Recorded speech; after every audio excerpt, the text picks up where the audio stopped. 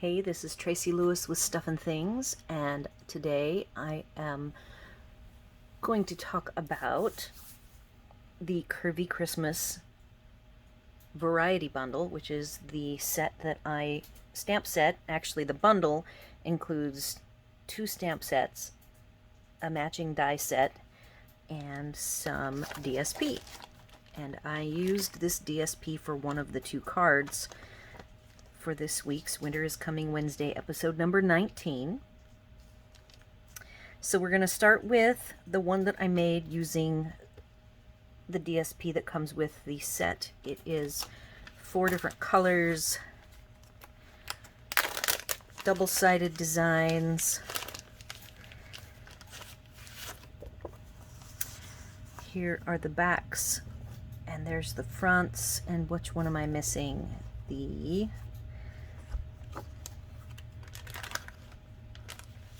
piece right here. So those are the 4 designs. And the 3 colors, this is Sahara Sand.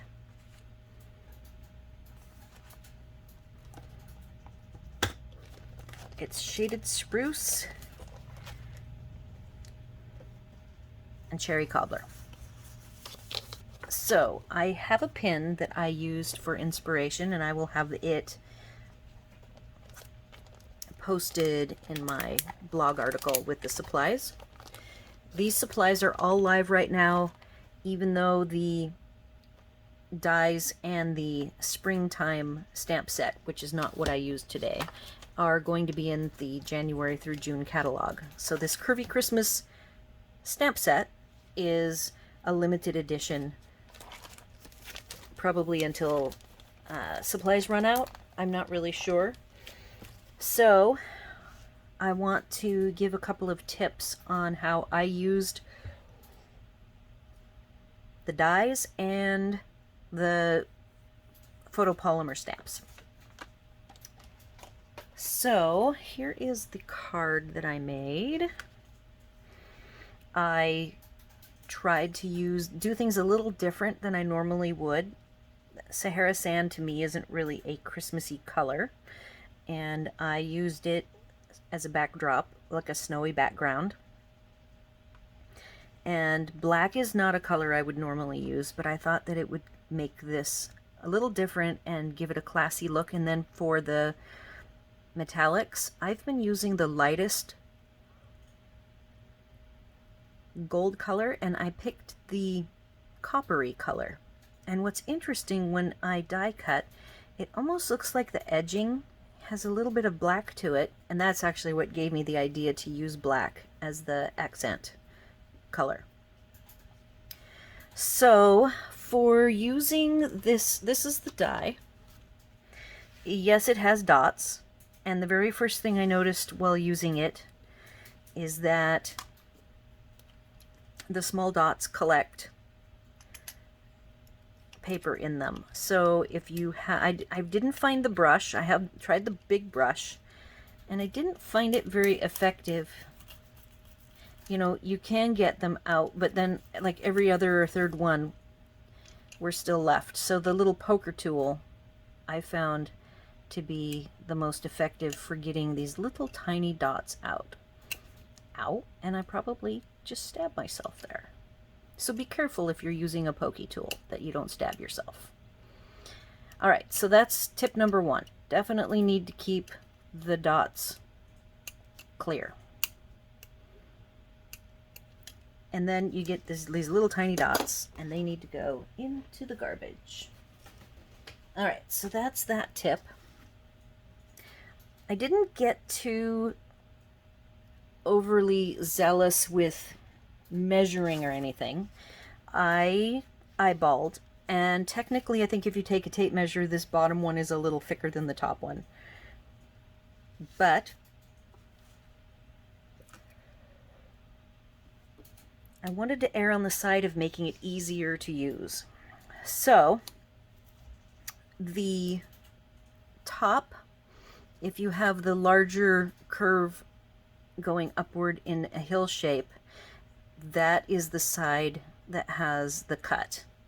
So how I managed to cut these 2 pieces is I started with the first one, just with an eyeball, and I ran it through the die cutter. Here's my plate. Actually, where did I put it?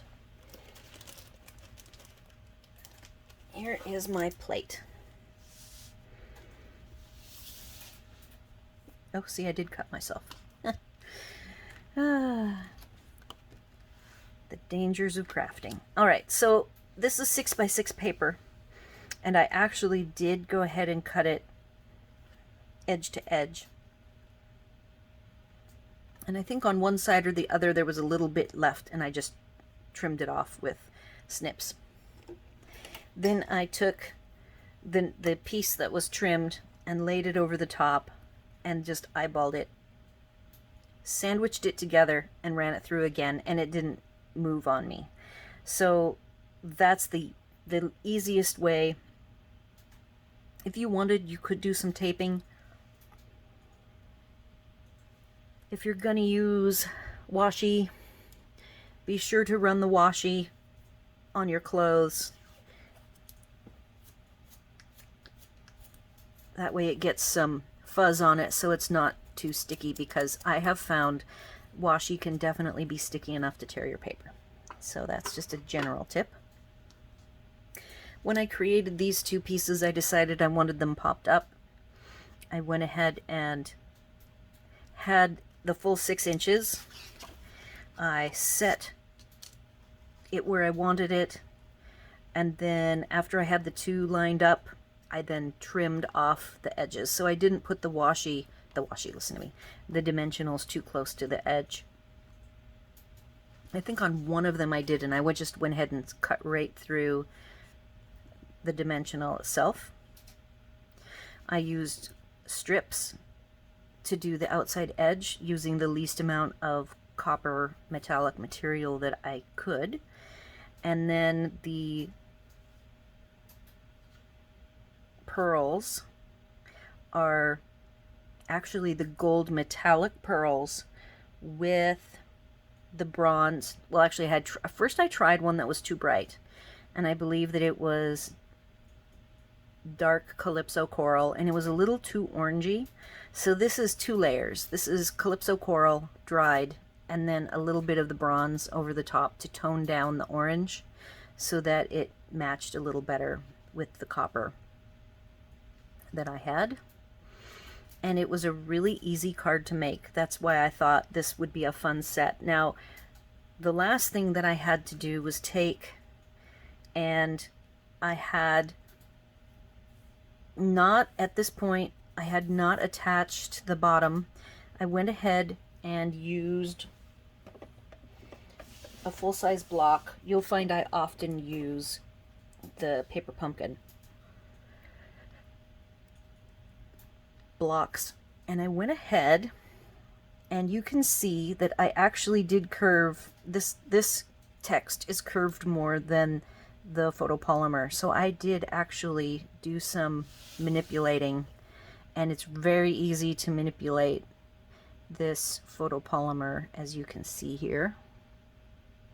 So I went ahead and curved it exactly like I wanted it, inked it up, and stamped right on the Sahara Sand DSP.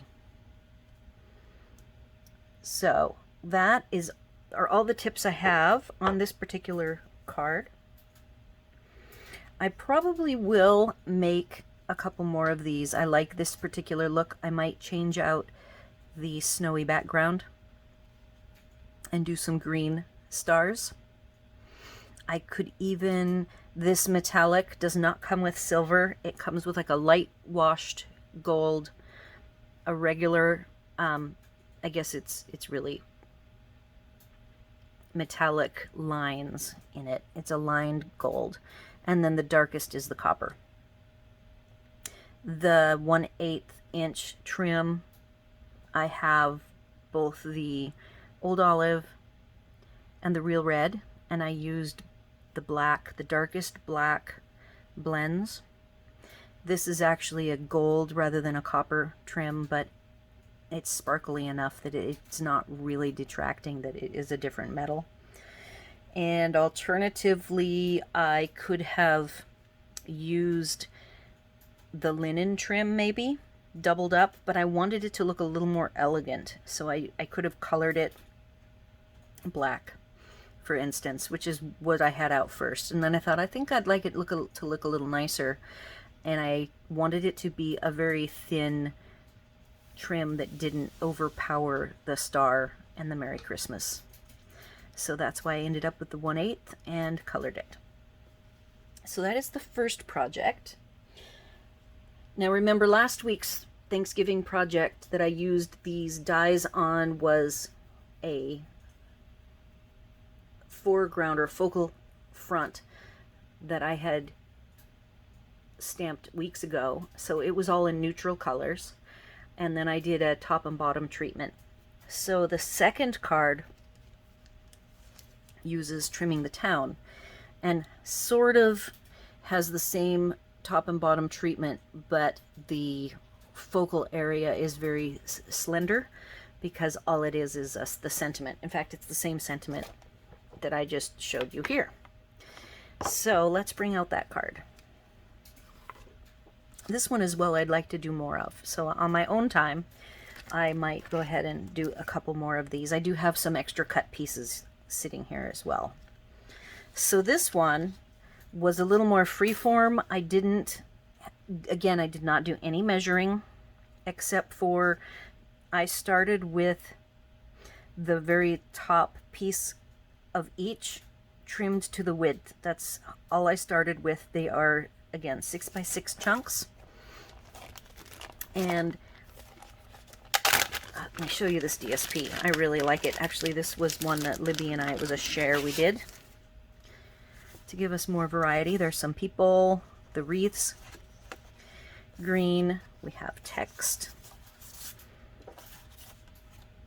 blue and real red, some blue snowflake background, and then there's a large scene.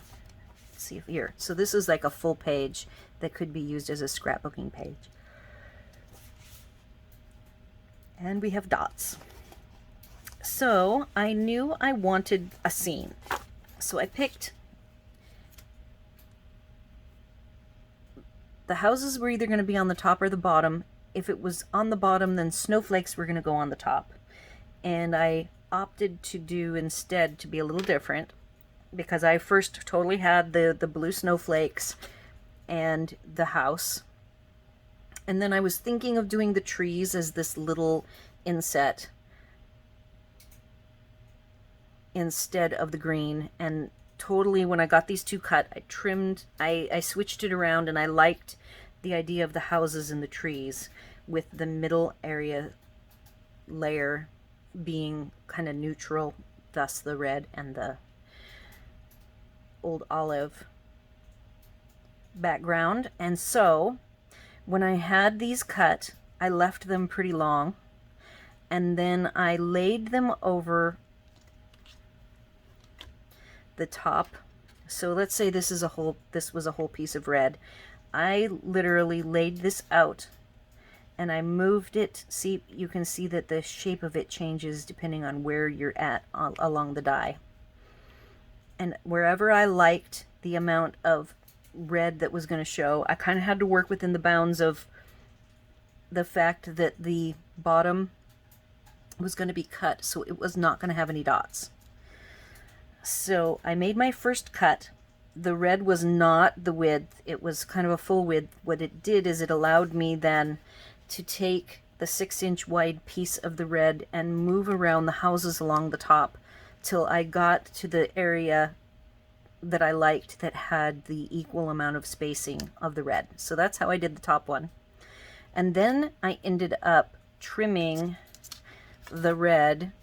I think I trimmed it about 1/4 of an inch shorter, because then I still got to work around with the height. So the bottom was the exact same thing. I had the trees cut. They were already at the cut to the width.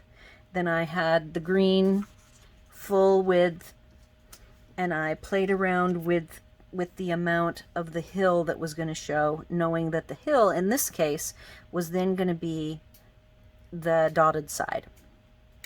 And so totally eyeballed it.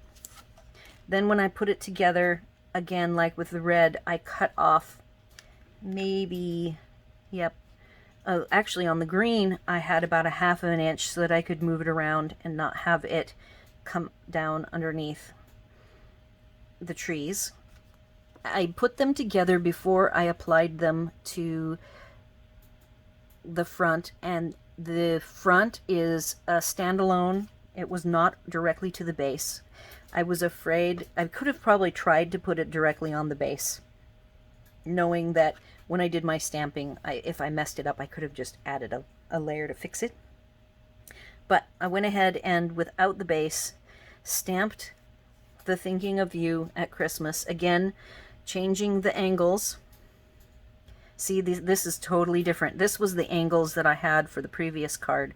Then when I made the second card, I had these sitting. They weren't attached yet. I went ahead and did the angles the way I wanted. Inked it up. These were just sitting here, and I went ahead and stamped over the tops of them. What I could have done if I wanted to is only had not adhered everything, but in my case I had both layers adhered, top and bottom. But if I were to do it again, I would cut all of the pieces, leave the red and the green without the extra top, to have a little bit easier time of stamping without having to worry about getting any ink on these upper layers. So that's the only thing different I would have done. After I was all finished, I liked the less classic look of the braided real red linen trim. I wanted it to have kind of a homey, more country sort of a look. And then these dots are all the trimming dots that come with, that coordinates with this paper. So those are the two cards for this week. If you have any questions or concerns, leave them on YouTube or on my blog. I will probably switch from the Curvy Keepsake, or Quite Curvy set, to something different. Still going to do DSP, I think, at least one more week, maybe two. I will be crafting with Libby on Sunday. We'll have a virtual crafting day, so we'll see if we come up with anything fun and different. We swapped our shares, so now we have lots of DSP to play with. I'm not sure if we'll do Christmas though. We bought non-Christmas DSP as well, so we'll see what comes up with. And next week will be episode 20, getting very close to Christmas. It should be, let's see, what's next Wednesday? So I'm doing this on Monday. I like to do it on Sunday. I got my cards done, but I didn't get a chance to do the video until Monday. So yeah, next week we're into December, so I'm only gonna have a couple more weeks now before I have to start getting everything prepared to go out by the 25th. So only a few more episodes left. I can't believe I actually managed to do every week so far. This is a big step for me, making myself do my holiday cards early and every week. So next week I want to start even earlier again. I might start in January, we'll see. And hopefully you're enjoying these. I will get this posted. It'll pop up probably, I've been posting them really early so that you early risers around the world get to see it as soon as you get up. And I will look forward to seeing you with another episode next Wednesday. Thanks for watching.